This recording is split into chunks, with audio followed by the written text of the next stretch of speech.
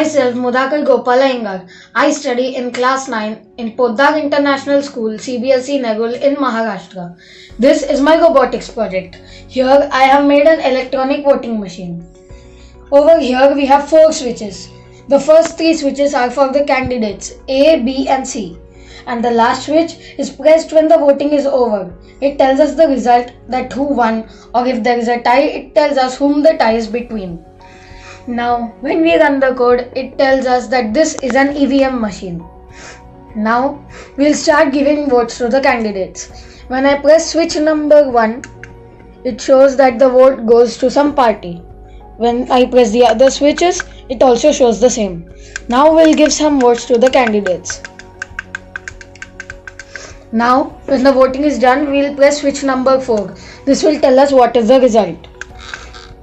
As I press switch number 4, it tells us the result. This shows that party B has won the election with more votes. Thank you.